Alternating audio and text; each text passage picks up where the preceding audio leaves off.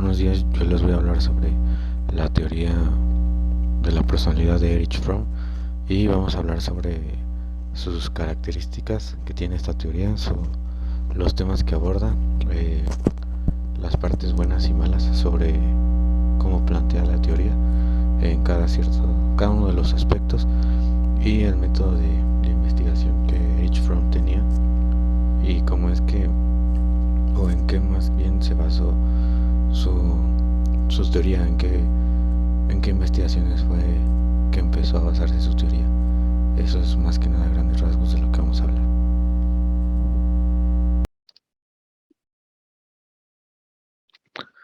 Bueno, yo les voy a hablar sobre la teoría de Erich Fromm, la teoría de la personalidad. Esos son los temas que se van a abordar y también sobre en qué consta su teoría. Los antecedentes históricos. Vamos a hablar un poco sobre la vida de Erich Fromm. Erich Fromm nació el 23 de marzo de 1900 en Frankfurt de Meno, Hesse, Alemania. Él era un prestigioso psicoanalista, psicólogo social y filósofo de la orientación humanista. Estudió Derecho, se doctoró en Sociología y recibió formación como psicoanalista de manos de discípulos de Freud. Bueno, de un discípulo de Freud. Y después de esto pues, empezó a ejercer la profesión que tenía. Erich Fromm publicó varias obras que alcanzaron un estatus clásico bastante importante y relevante al reflexionar sobre las tendencias autoritarias sobre la sociedad del momento en forma certera e innovadora, ya que Fromm siempre tuvo distintas cosas en las que no estaba muy de acuerdo en lo que Freud decía. Tuvo bastantes roces, por así decirlo. Este, Hay bastantes libros que son ricos en pensamiento, creativos y con una lectura que no es tan compleja, sino bastante sencilla. Falleció en Muralto, Suiza, el 18 de marzo de 1980, 5 días antes de cumplir los 80 años. Su familia era judía, era una persona judía, y muchos de los miembros de esta eran rabinos. Fromm incluso pensó pensó en su juventud en convertirse en rabino, pero a la edad de los 20 años abandonó la vida religiosa. Ejercía como psicoanalista y él se denominaba como lego, ya que pues esto significa que los que no eran médicos allá en Berlín. Erich Fromm se pronunció como claro oponente de la guerra de Vietnam y se declaraba de un partidario de un socialismo. Fundamentos teóricos principales del modelo. La teoría de Fromm resalta bueno, tiene bastantes puntos a tocar, pero yo decidí dividirlo de cierta forma en que sean agrupadas como por ciertas categorías, por así decirlo. Por ejemplo, se mencionaba sobre las necesidades humanas y sobre estos puntos entra la relación, la trascendencia, el arraigo, el sentido de identidad y el marco de orientación. Otro punto que tocaba Fromm era sobre el peso de la libertad, que eran los mecanismos de vida, el autoritarismo, la destructividad y el conformismo. Se menciona también la libertad positiva y también otro punto que se toca son las orientaciones de carácter, que es donde entran las orientaciones improductivas, orientaciones receptivas, orientación exploradora, acapadora, la comercial y la productiva. Y por último, Fromm mencionaba los trastornos de la personalidad, que aquí es donde entran la necrofilia, el narcisismo maligno, la simbiosis incestuosa y la psicoterapia. Las necesidades humanas. Las necesidades humanas son como los animales. Estamos impulsados por nuestra fisiología, como ya sea el hambre, el sexo, la seguridad, pero nunca podremos llegar a satisfacer todas estas necesidades.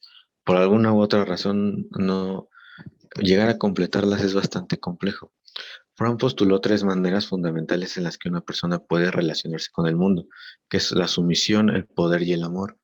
Él hacía mención que las personas sumisas siempre buscan relacionarse con personas dominantes. Las personas que buscan el poder siempre prefieren parejas sumisas. Esto generaba que Fromm afirmara que el amor es el único camino que permite a las personas llegar a unirse con el mundo y al mismo tiempo conseguir la individual y la integridad. También mencionaba que podrían hacerse relaciones codependientes entre las personas sumisas y las personas de poder, porque uno busca lo que el otro no tiene. Las necesidades humanas, seguimos con esto, se menciona la trascendencia.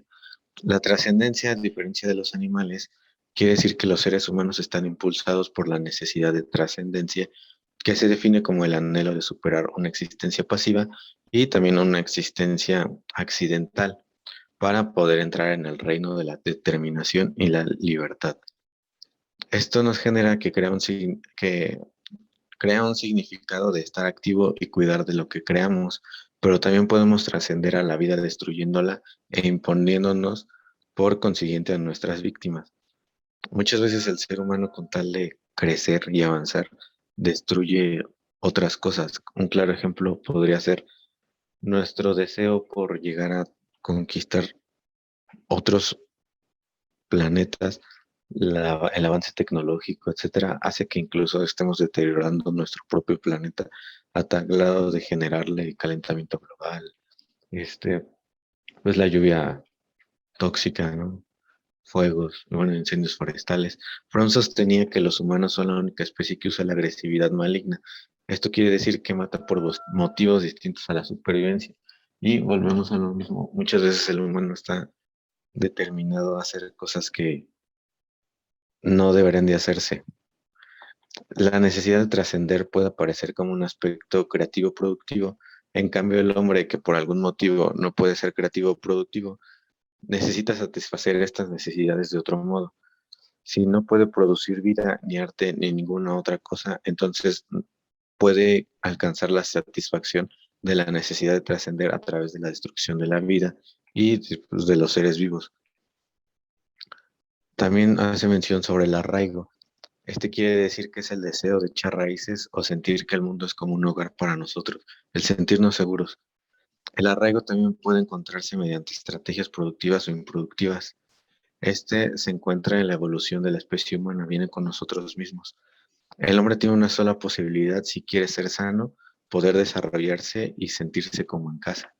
El sentido de identidad es la cuarta necesidad humana, que quiere decir que es la capacidad de ser consciente de nosotros mismos como entidad independiente. La identidad de la mayoría de las personas sigue radicando en su apego a los demás instituciones como la nación, la religión, el trabajo o cualquier grupo social.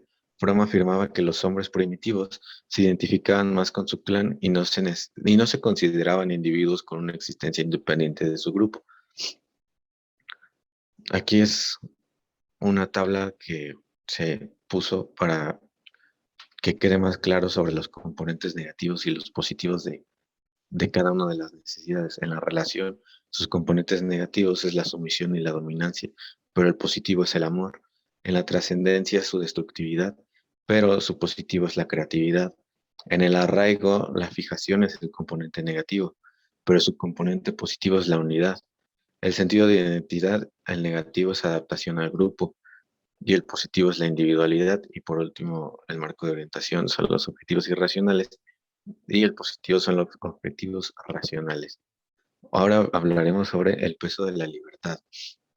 El planteamiento fundamental de los escritos de Freud es que los humanos han sido separados de la naturaleza, pero siguen formando parte del mundo natural y están sujetos a sus mismas restricciones físicas que otros animales.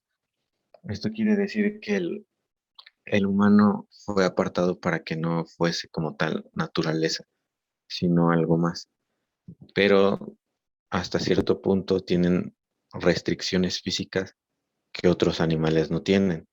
Históricamente, a medida de que los hombres consiguen cada vez más libertad económica y política, empiezan a sentirse más aislados. Conforme fueron adquiriendo más libertad para desplazarse geográficamente y socialmente, constataron que estaban libres de la seguridad de una posición fija en el mundo. En lo individual, se produce una experiencia similar a medida de que los niños se van haciendo independientes de sus madres, es decir, quedan libres de la seguridad de uno con la madre.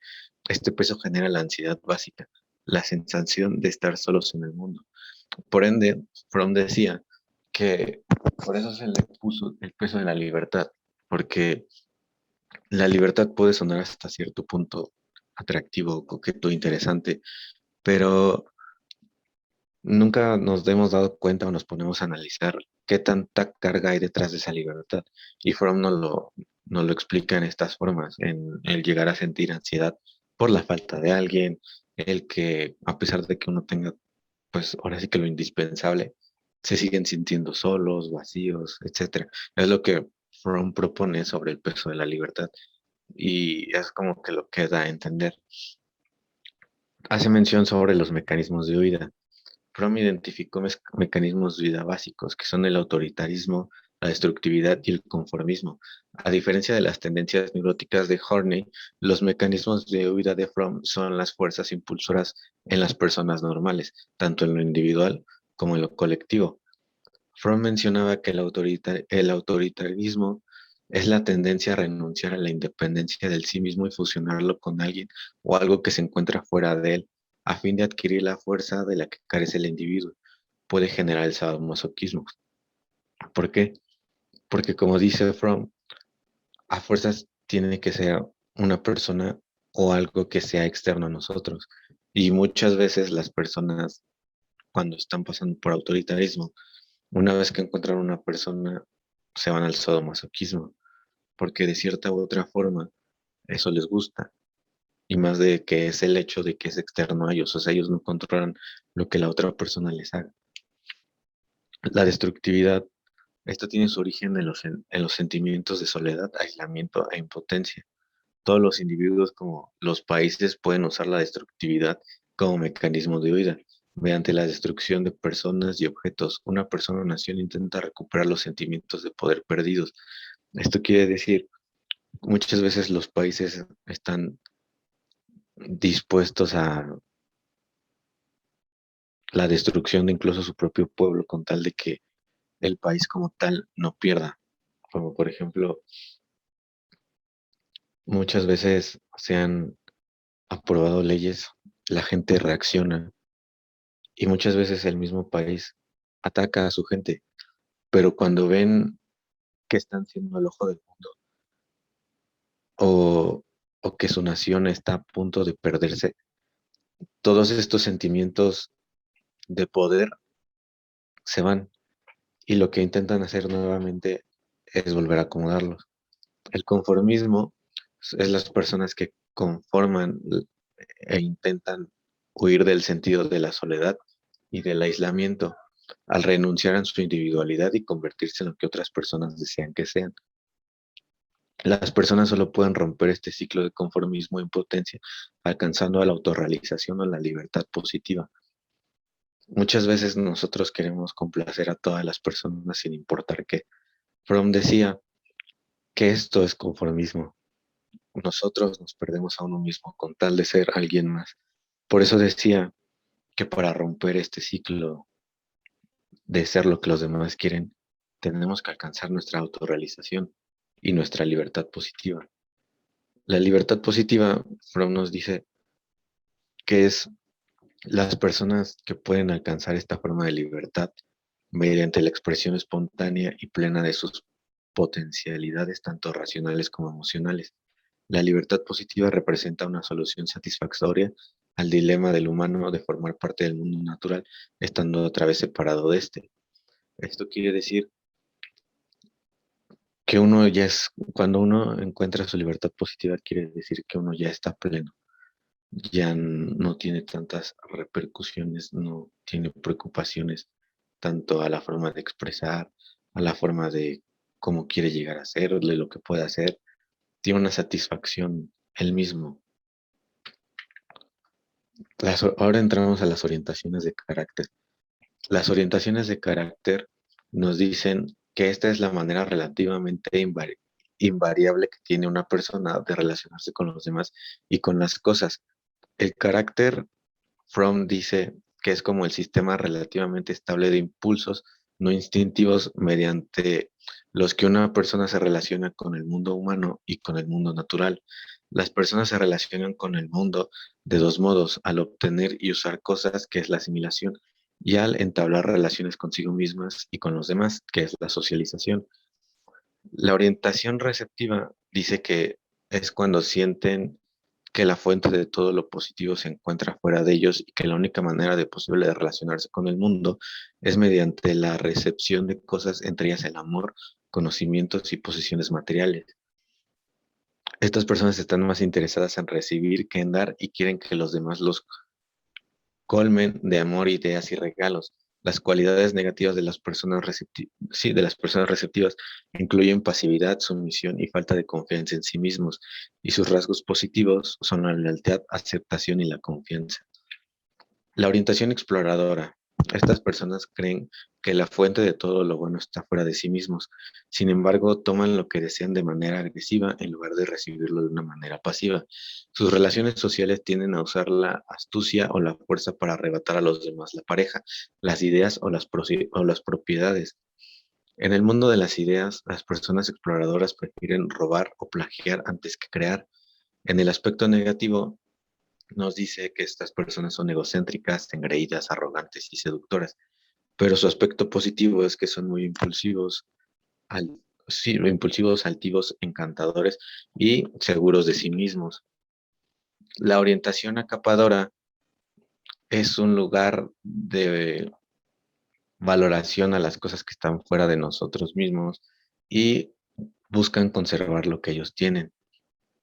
Se reservan dinero, sentimientos y pensamientos para ellos mismos. No lo suelen compartir con las demás personas. Tienden a vivir en el pasado y rechazan todo lo que les venga, o sea, todo lo que sea como el futuro, por así decirlo. Sus rasgos negativos es que incluyen rigidez, esterilidad, obstinación, tendencias compulsivas y falta de creatividad, pero sus rasgos positivos son el orden, la limpieza y la puntualidad. La orientación comercial. Su seguridad personal se apoya sobre una base poco firme porque deben adaptar su personalidad a las tendencias reinantes de cada momento. Esto quiere decir que su personalidad va cambiando a cada rato. Deben considerarse muy solicitadas y deben hacer creer a los demás que son competentes y vendibles. No tienen pasado ni futuro y crean de principios o valores estables, viven el momento más que nada. Sus rasgos negativos son la desorientación, el oportunismo y la incoherencia, pero sus cualidades podemos citar la capacidad de cambiar su mentalidad, ya que su mentalidad es muy abierta y son muy generosos, siempre están dispuestos a recibir información nueva. La orientación productiva tiene tres dimensiones: trabajo, amor y pensamiento. Las personas pueden resolver el dilema humano básico de unirse al mundo y con los demás conservando su individualidad. Las personas sanas valoran el trabajo no como un fin en sí mismos, sino como un medio de expresión creativa. No trabajan para explotar a los demás, para venderse a sí mismos, para mantenerse apartados de los otros o para acumular posesiones materiales. No son ni perezosos ni excesivamente activos, sino que usan el trabajo como un medio para asegurar su futuro sustento. Ahora vamos a entrar a una de las puntos más resaltantes de su teoría. Esto nos habla de trastornos de la personalidad. Brown nos dice que si las personas sanas son capaces de trabajar, amar y pensar de manera productiva, entonces las personalidades desequilibradas se caracterizan por tener problemas en estos tres aspectos, sobre todo en la capacidad de amar y sí, la capacidad de amar de manera productiva. Brown sostenía que las personas con trastornos psicológicos son incapaces de amar y no consiguen establecer una unión con otras personas. Él analizó tres trastornos graves de personalidad: la necrofilia, el narcisismo maligno y la simbiosis incestuosa. Hablaremos sobre la necrofilia. El término necrofilia significa el amor a la muerte y suele hacerse referencia a una perversión sexual, pero Fromm le dio un punto de vista bastante general. A esto quiere decir que él decía que necrofilia es cualquier tipo de atracción por la muerte. Las personas sienten amor por la vida, pero cuando las condiciones sociales atropian la biofilia, es cuando el amor a la necrofilia nace. La biofilia es el amor a la vida, en pocas palabras. Las, las personalidades necrófilas odian a, odian a la humanidad, son racistas, belicistas y provocadoras. Estas infunden el terror y la tortura y les encanta destruir la vida de los demás. Su comportamiento destructivo es un reflejo de su carácter básico. Su estilo de vida gira en torno a la muerte, la destrucción, la enfermedad y la descomposición. El narcisismo maligno. Las personas equilibradas manifiestan una forma benigna de narcisismo, es decir, un interés por su propio cuerpo. Pero hay un punto en donde nace su forma maligna y esto genera una severa, altera la percepción de la realidad de estas personas. Estas personas están obsesionadas consigo mismas, tienden a interiorizar las experiencias y a pensar demasiado en su salud física. Esto los puede llegar a generar hipocondria y creen que no necesitan hacer nada más para demostrar su valor. O sea, ellos creen que con el simple hecho de existir, su valor es sin igual al de nosotros. Y la hipocondria quiere decir que es la obsesión con tener una enfermedad grave no diagnosticada. Cuando uno critica a una persona con narcisismo maligno, nos dice que estas críticas pueden ser aplastantes, no pueden destruirla y tienen que proyectarla hacia ellos mismos. Esto, una de las consecuencias que les puede generar es la depresión y un sentimiento de poca valía, pero esta no está relacionada o no tiene relación con la exaltación de uno mismo. La simbiosis incestuosa. Eh, Como sabemos, Freud, Freud proponía bastantes teorías, pero Erich Fromm muchas veces no estaba de acuerdo o tenía algún tipo de discrepancia con Freud. Una de ellas es de que los impulsos sexuales no son la causa de la fijación por la madre, sino su consecuencia. ¿A qué voy con esto? La simbiosis incestuosa se define como la dependencia extrema de la madre o un sustituto de la madre. La simbiosis incestuosa es una forma extrema de la fijación a la madre, pero no de una forma muy sana, sino de una forma benigna.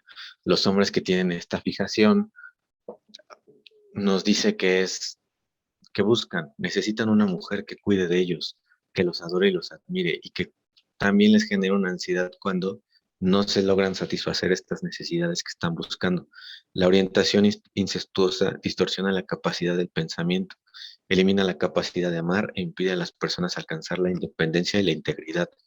¿Por qué? Pues porque muchas veces no están pensando en ellos mismos, no están pensando en cómo trascender, por así decirlo, solamente buscan la forma materna que a lo mejor no tuvieron.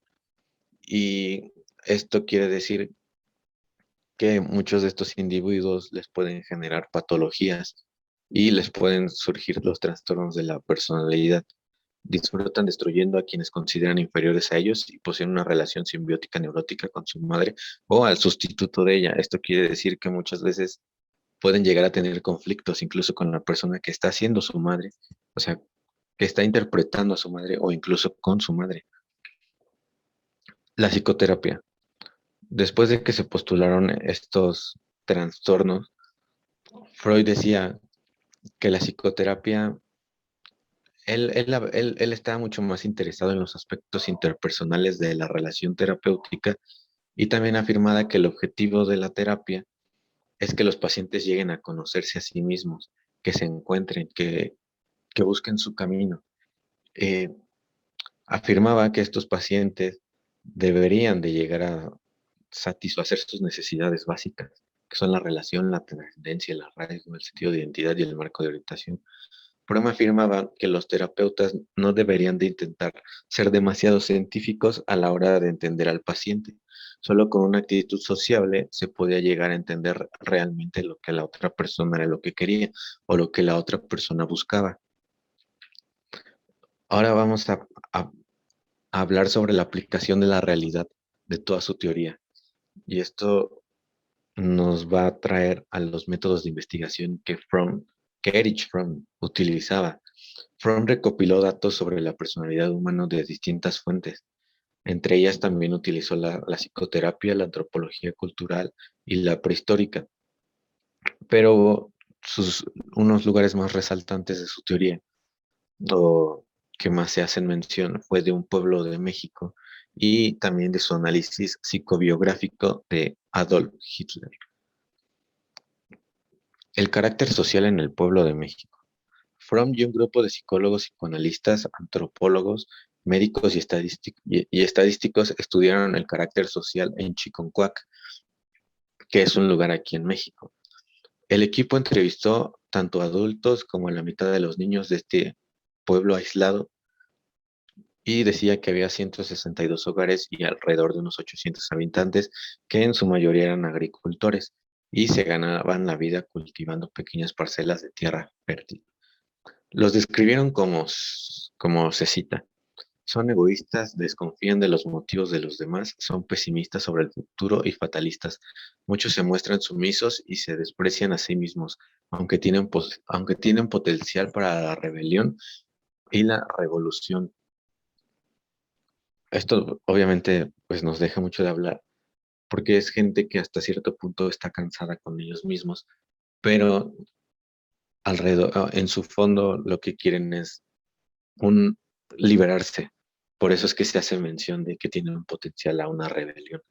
Fromm afirmaba que el carácter comercial era un producto del mundo mercantilizado y que era más probable encontrarlo en sociedades donde el comercio ha dejado de ser una actividad individual.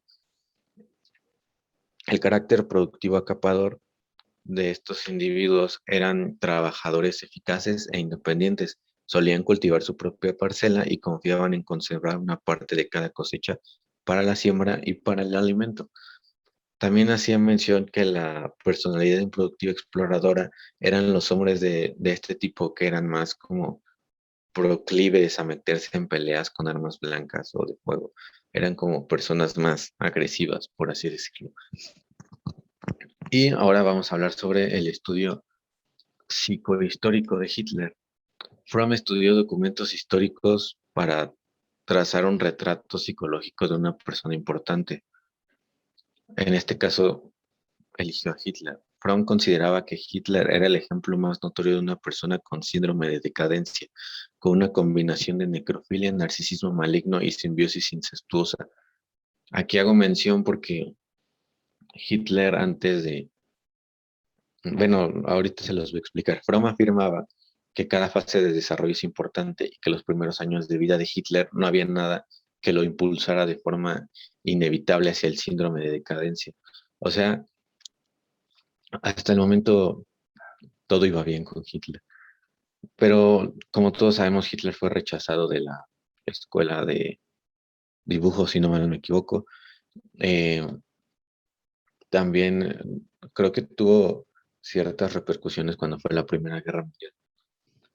La necrofilia hace mención que se expresaba en su manía por destruir edificios y ciudades, sus órdenes de matar a las personas, pues ahora sí que más débiles, deficientes o simplemente, en este caso, como todos sabemos, que fuesen judíos. Su apatía y a la masacre de millones de judíos, como les decía. Otro rasgo de Hitler era el narcisismo maligno. Solo estaba interesado en sí mismo, sus planes y la ideología que éste tenía. Como sabíamos, ahí el militarismo era bastante notorio, el nazismo. Si no apoyabas la idea nazista que se tenía, pues obviamente te ejecutaban, te mataban o incluso te encarcelaban.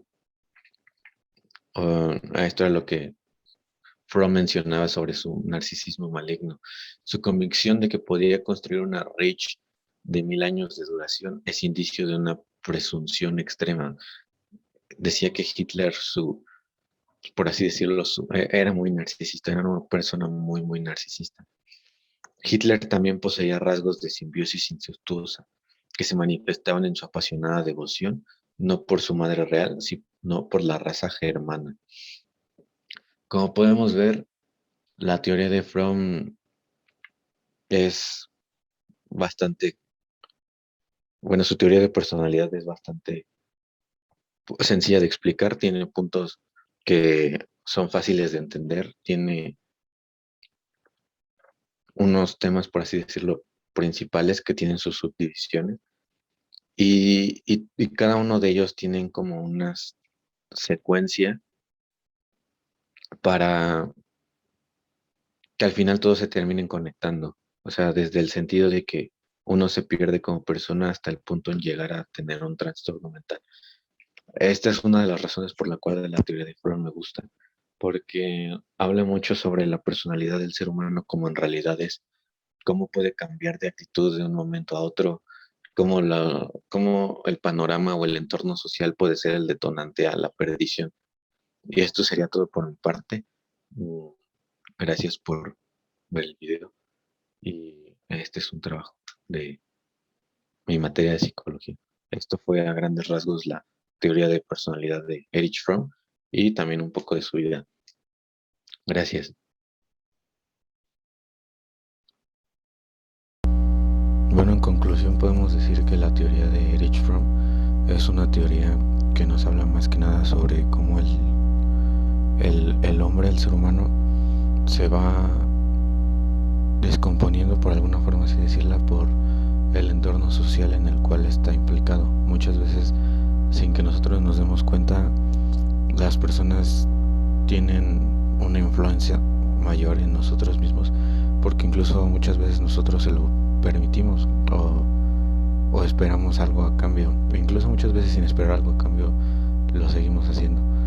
Me gusta mucho esta teoría por lo mismo, porque de alguna u otra forma esta teoría te plantea cómo en realidad es el ser humano y sin importar que nos damos cuenta de que muchas veces nosotros nada más pensamos en nosotros mismos y sin importar los daños que podemos hacer a alguien más, como por ejemplo ahí él hacía mención sobre Hitler y lo analizaba de una manera más detallada y ahí nos damos cuenta de que muchas veces, como repito, el ser humano no está programado para de una forma evolucionar, pero también para destruir, y muchas veces la aceptación social es más importante que muchas cosas que creemos.